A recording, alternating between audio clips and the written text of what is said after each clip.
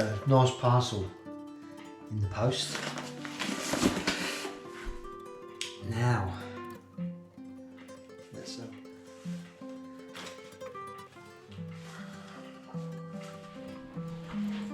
so look at that, what a gift. Sent all the way over from America. Old school hawking. That's fantastic.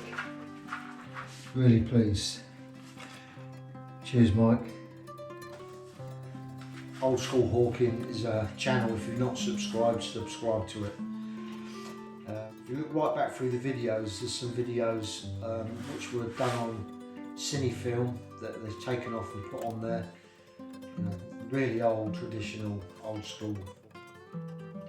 And then on the off season, they do a bit of fishing for stripers up these beautiful rivers. And I think they've flown all sorts. Also do it in a different way to we do in the UK, because of different sort of laws and things like that. But and what a wonderful thing to do, send this all over from America. Yeah, I'm blown away by that. There's some good people in the world for sure. Mike's learned all sorts. He's got a wealth of knowledge, and his son's been flying I think it was a goshawk last year, hoping that they're going to do some more of that. So don't forget, on the 28th, 29th of September, we have the Falconers Gathering at Icker's Falconry, run by Dave Sharp from the Falconry channel. So again, if you see us up at Icarus Falconry, I will be wandering around at times with Woody the Harris Hawk on my fist. Come and say hi, come and meet Woody. I know there's a few that watch this channel that are going, and it'd be nice to see you all. Met a few sort of friends over time on the YouTube channel, and it's a good thing, YouTube. So if you don't know, I'm sure you do by now, check out the Facebook page, Falconry Gathering 2024.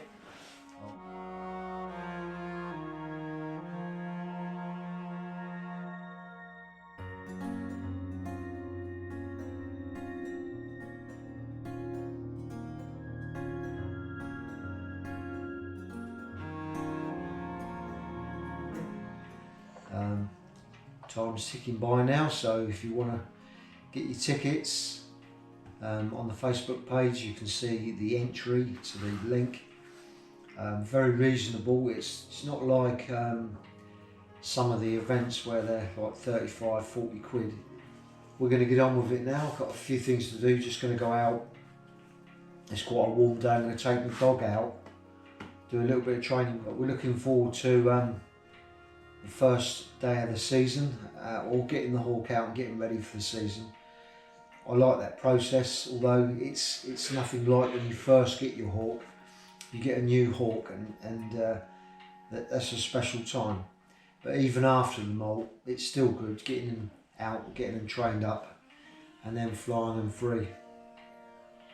But if you're just getting your new hawk, or you've got your new hawk and you're training your new hawk, we wish you all the best, good luck. We're all here to help, so if there's anything you want to ask, just ask away. Dave Sharp on the Falconry channel's the same.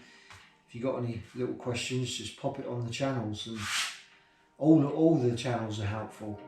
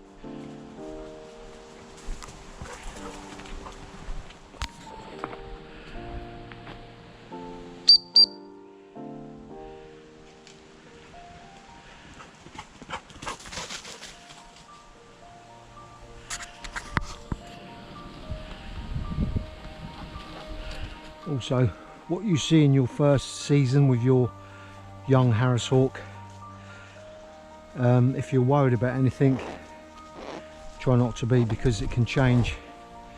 So if you see some nervousness and the calling that they do when they're flying around, that does dissipate as time goes on. So you probably have a noisy, or could have a noisy hawk following on in the first season, but second season they might be just totally quiet.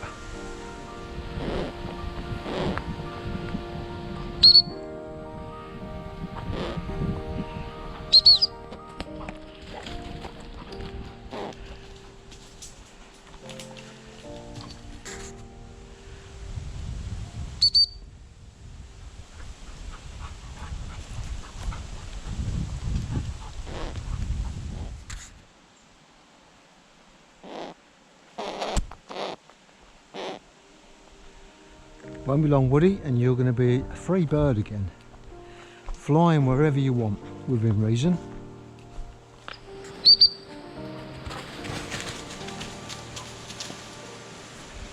You right, Woody? Hey, you all right? You all right, Woody? Good. So you've got to build up a nice bit of trust between you and your hawk, and it is a one-way love. I can assure you of that. You can care for your hawk and yeah, get attached to all your animals and your hawk, but as far as I can see, they don't really get attached to you. They just see you as a hunting partner, someone that's going to help them out. So they do trust, and they do know that you're there to provide food and shelter. And when you think a lot of these raptors in the wild, they're dying within the first year, survival rates are low with a lot of species, especially UK species, and you get them in captivity, so the care you're giving them is far better than, or hopefully far better than if they was in the wild, because they live longer. Just up here there's a bird's nest in a tree. I've seen it because Willow's pointed it out, so I'll show you her reaction as we go past. It amazes me how she picks the scent up. Not only does she pick it up, she knows that it's a high scent and not something level. It's actually above her.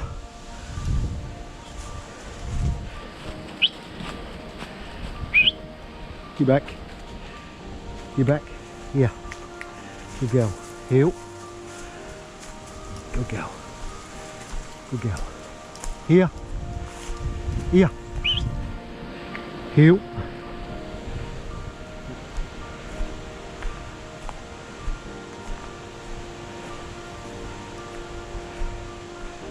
She's getting it now.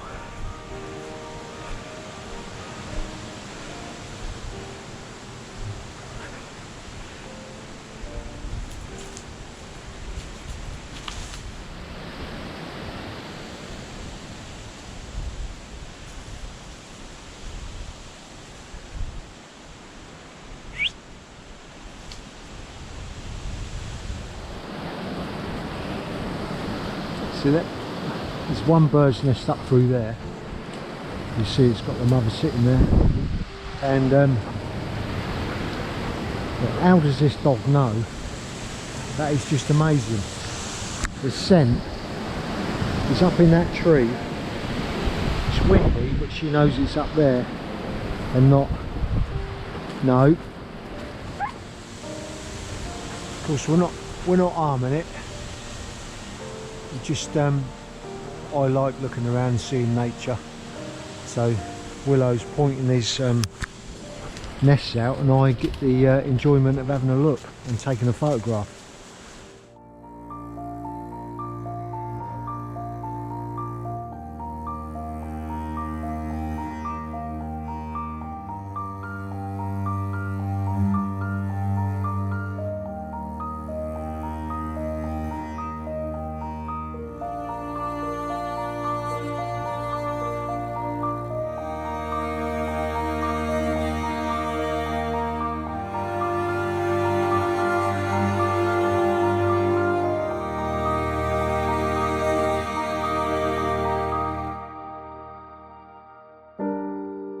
Anyway, back to what we were doing.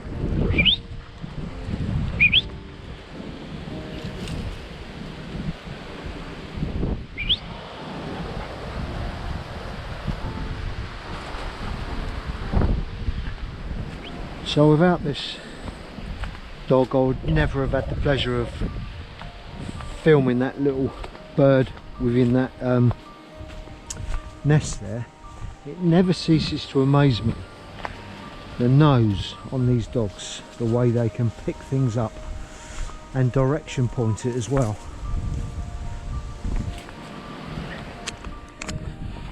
There is a difference between having a tame Harris hawk and a good hunting Harris hawk. It's surprising how many people have got Harris hawks and they've had them, maybe they've had them a couple of seasons. Now I know people down this way have had these Harris hawks for a number of seasons, and they're unsuccessful in getting the hawk to hunt. So it is important that you get them hunting on all different bits of game. And I mean, like Woody now, the trouble is if you're doing it once a week, it's not going to be so easy, or Saturday or Sunday, which is, you know, it's the way life is. I'm fortunate that we've been out sort of every day, and Woody, he is a terrific hunter for himself. He knows what he's doing, and there's nothing that he won't go at within reason. But if you've got hawk that is half-hearted, some of it can be weight, but a lot of it will be a reinforcement that the hawk knows that he can take on what he's getting, and you're going to be there to help secure, dispatch and feed. So, you know, this hawk, for instance, will take on a large cock pheasant. On occasions he's not got the means to dispatch. He's just literally stuck somewhere upside down holding on to a pheasant, but he knows I'm going to be there. If your hawk is sort of giving up, then you've got some problems there, which I think you can get over, but it's just being continuous in your endeavour to get that hawk to bind on to something and ultimately get a reward for it. Because if there's no reward, if it's just they've got on a rabbit and struggled, been kicked off when they're young, that's their experience and they could be deterred from it. But you can get a Harris hawk females on hare, and some males, although if you've got a light male trying to get a hare, then you've got to be there so quick, because they could get into trouble. So maybe it's not advisable to get small males on stuff like that, but they should be able to take rabbit okay. That's what they're used to in their native ground before they were captive bred. So maybe just try getting a rabbit from somewhere, maybe putting it in a bit of bush like this, obviously a dead rabbit, on a line, and get a friend to pull it out as you're walking along, even if you have to tie a chick to it, which the rabbit knows is its normal food. But whilst it's feeding on that chick, open the rabbit up. Try that. That's if your hawk isn't wanting to take rabbit. You could just try those things, but persevere. Get that hawk seeing that when that rabbit comes out, there's a reward, and it's worth a reward. Don't trade off. And my advice is, on your first season, don't multiple kill. Get your hawk on something and let him feed right up. Let that hawk know that the efforts are worth the efforts are in front of a massive reward. Say definitely for the first season, just go out, get one kill, let that hawk feed up as much as he wants on it, and then just bring that weight down again and take him out another time. But if you want to get that hawk bound to something, it's all about reward. He's not just going to do it because that's what you want. This hawk knows nothing but eat food. He knows nothing but catch and eat food. He's not doing it for any other reason. What you perhaps should try and do is go around your permissions, find out where your rabbit is, and get your hawk to get any rabbit. Just, it doesn't really matter if it's not much of a flight, because if you've got a long flight on a rabbit, then they're going to get deterred at an early age. Get them on a rabbit easy as possible. That's all we're doing all the time, is hunting. We don't do anything else really, so it's something that we've managed to get successful on. So this hawk here will feed, this hawk Woody will fill a chest freezer over the season, and that is just one, maybe three a week he's catching, whether it be pigeon, rabbit, pheasant, or the odd woodcock. But all we do now is look for flights. We're trying to get decent flights and not so much muggins, which you probably want when you first take your hawk out. Give them something a bit easy and let them feed up. It can be all easier said than done, I know that, but you just got to try different things. I mean, this hawk will take pigeon no problem at all, because he knows he can get them. Now they're a hard thing to get hold of, but because he's been successful, that's what he goes for. They know what they can go for after a while, but certainly the first season they're a bit clumsy. You'll see that when you first let them go. They're sort of, they've not flown before, they've just been in an aviary, so they're flying around trying to land in a branch. They've probably never been on a branch, so they look rather clumsy. And as time goes on, they develop all their skills, and we get out in all the weathers as well, rain, snow, wind, whatever, we're out, and that all helps to make a good steady hawk, I'd say. The more time you can spend with your hawk, as long as it's not freaking out on your fist, don't see that as, personally don't see the need for that. When you're first starting, just keep your hawk on your fist whilst it eats, and then once it's finished, put it down on the early days, and once it's happy on your fist, after a few weeks, couple of weeks or so, once it's happy, then you can do all your manning. But now I can just walk around with him on the fist because he knows that he's safe.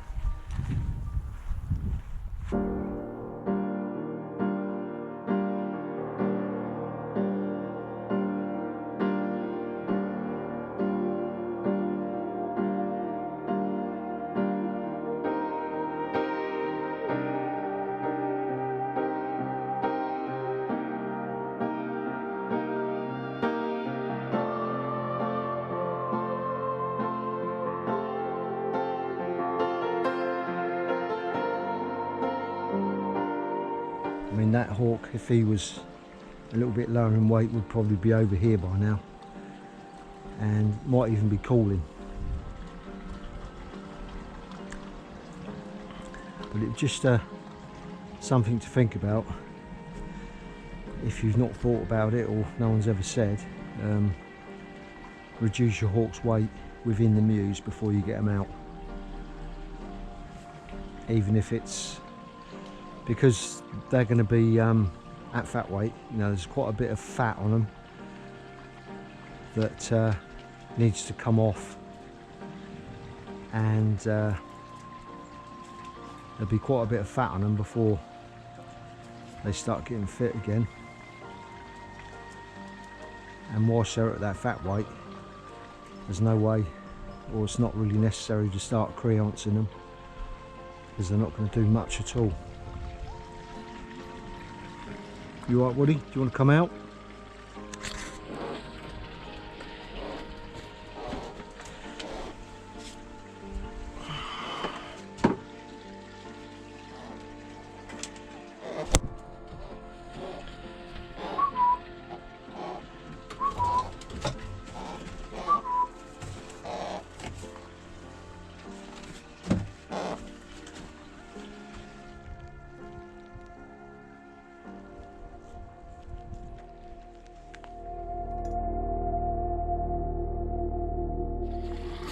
I did get asked a little question. I know this is not so much falconry, but how do I keep this water clear in the pond?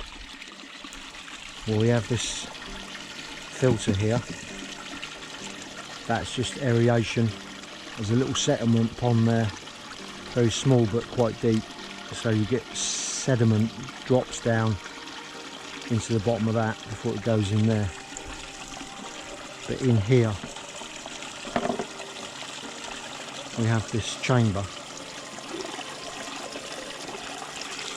So you have water being pumped from the pond, going through these brushes, and it comes up to the surface through here, in there, through a filter, and then back up into this section here and out. And that is a UV light there, so UV kills algae. So the algae gets killed,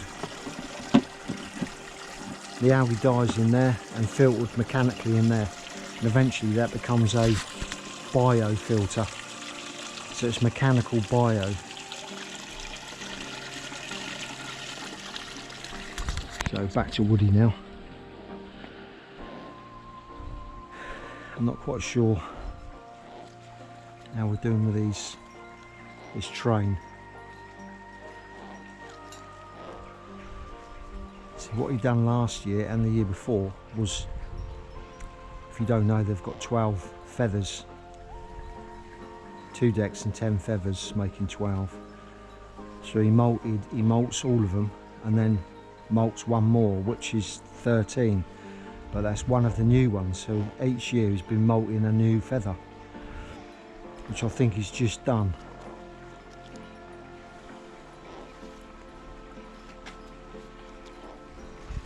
So I'm just trying to have a little look to see whether he's pushed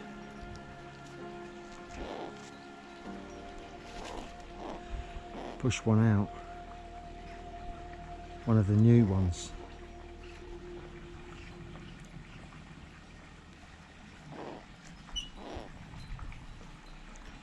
It's 1, 2, 3, 4, 5, 6, 7, 8, 9. Don't know. I think he's just pushed one of the new decks out.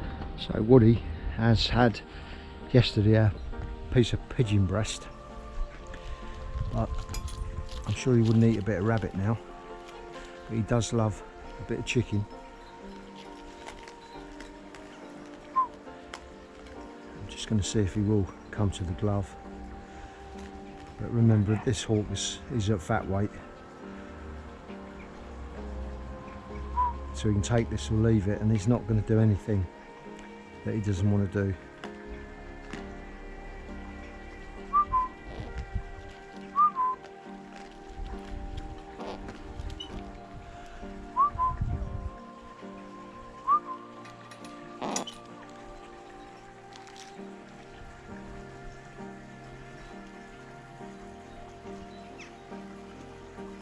don't want it. That's a hawk at fat weight. So as what I was saying was, if you got your hawk out at fat weight, I know I have, but I've been keeping him manned up, but if you had a hawk that was in your mews for all molt, you've got to collect them up the best way you can, and that depends on your hawk. You know, you've got to work that one out, but you need to get that hawk out of the mews.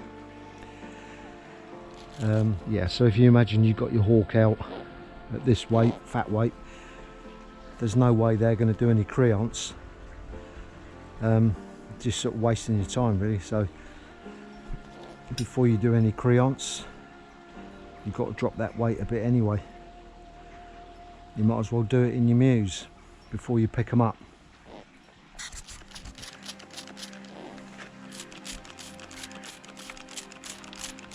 Just look at that water beading off that hawk.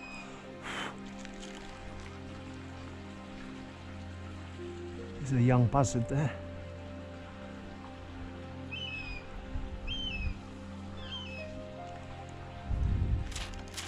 That just beads off of him.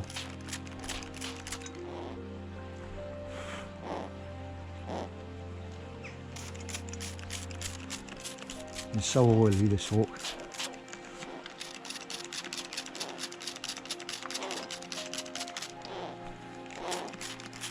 So just giving him a little cool off, and I'm hoping he's going to open his wings up in a minute to dry, and I can have a look at his tail and see what's going on there. So what Woody will do now is he'll open his wings up.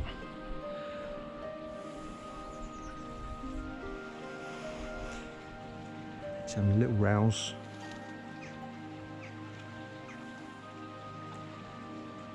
And he's going to dry himself off in the sun. And I can get round the back and just have a little look to see what's going on with the tail.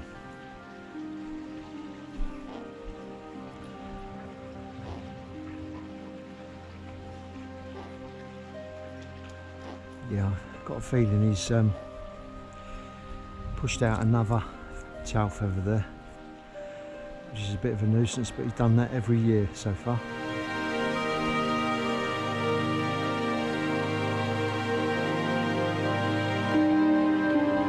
There's just a little catch up of what we're up to before we start getting ready to get out hunting again. And again, I'll just remind, if you don't know, 28th, 29th September up at Holdenby House, Falconry Gathering, hosted by Dave Sharp, Icarus Falconry, and the Falconry channel. So I'm going to be going up there, and Woody's going to be up there too, so if you're up there, come and say hi, say hello to Woody. So probably in between flying demonstrations, I'll be walking around with Woody on my fist, I expect, or he might be weathering somewhere slightly out of the way, but Woody's going to be there along with some other fantastic falcons and hawks. So we'll see you on the next video or at the end of September. So for now, see you later.